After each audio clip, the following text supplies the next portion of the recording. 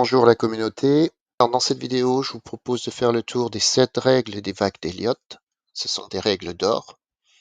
Alors, ces 7 règles sont relativement simples à retenir. Elles sont utiles et nécessaires pour pouvoir valider des vagues d'Elliott. Je les ai cherchées dans le site Rift, je les ai pas trouvées en fait. Mais bon, ça fait jamais de mal de faire un rappel et donc je vous propose de faire le tour rapidement de ces 7 règles. C'est parti.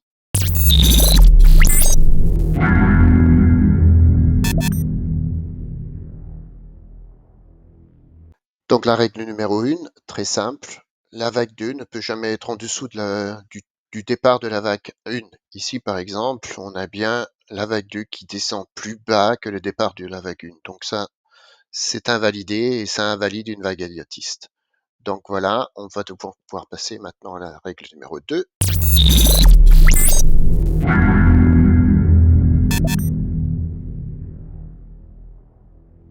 La seconde règle, alors elle est très simple aussi. La vague 4 ne pourra jamais prendre le top de la vague 1, comme par exemple ici, où la vague 4 descend en dessous de la vague 1, ce qui invalide la vague elliotiste. Alors ça ne veut pas dire effectivement qu'on ne peut pas avoir une vague de ce style-là, bien entendu que si, mais elle ne sera pas elliotiste en soi. Voilà, on va pouvoir passer maintenant à la règle numéro 3.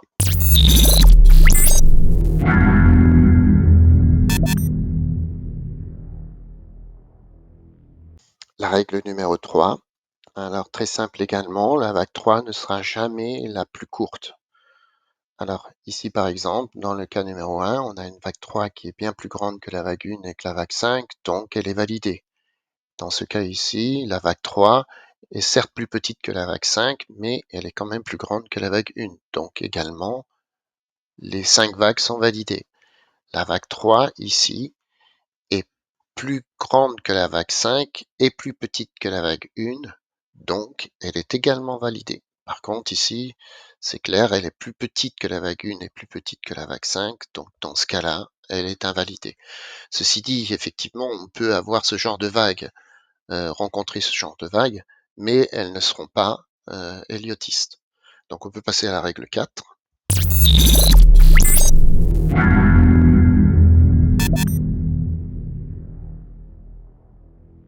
Alors là, la règle 4, c'est l'alternance. On appelle ça la règle d'alternance. En fait, la règle d'alternance dit, ou en tout cas stipule, que lorsque l'on a une correction de vague 2 qui est importante, ce qui peut arriver, dans ce cas, la correction de la vague 4 sera modérée.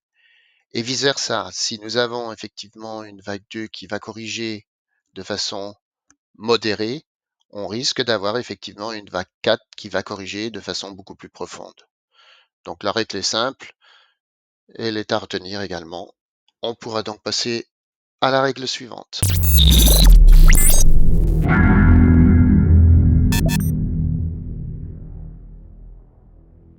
La règle numéro 5, c'est l'invariance d'échelle.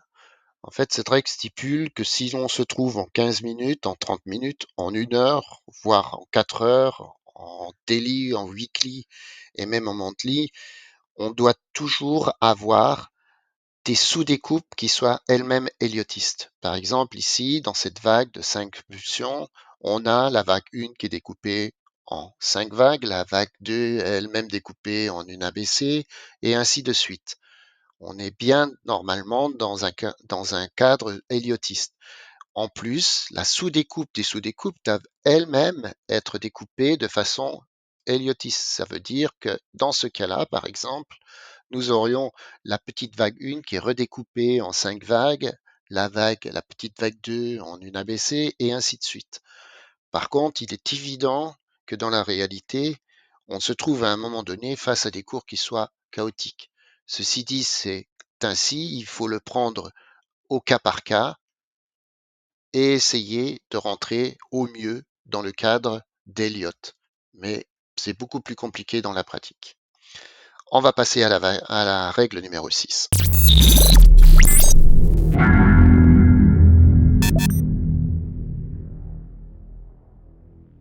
La 6e règle, c'est la règle de concordance. Alors c'est une règle qui est relativement simple. Elle stipule que les vagues de correction, qui sont la vague 2 et la vague 4, aillent chercher certains niveaux. Ces niveaux sont ceux, en fait, que l'on va retrouver dans les sous-découpes. Ici, par exemple, vous avez une vague 1 avec la sous-découpe en 5 vagues. La vague 2 aura tendance à chercher le top de la vague 2 de la sous-découpe. C'est une tendance, évidemment, et la même chose pour ce qui est de la vague 4. Elle aura tendance à aller chercher en correctif, la vague 4, le top de la petite vague 4 de la sous-découpe. Alors effectivement, dans la réalité, il en est tout à fait autrement, mais c'est une tendance qui nous donne quand même un indicateur sur éventuellement le niveau de correction. Voilà pour la règle 6, on va pouvoir passer à la dernière règle.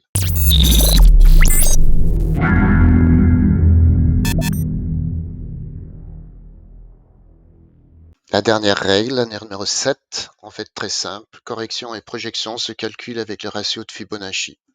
Fibonacci et les vagues d'Elliott sont intimement liés et indissociables en fin de tout compte. Voilà, on a fait le tour des 7 règles d'or.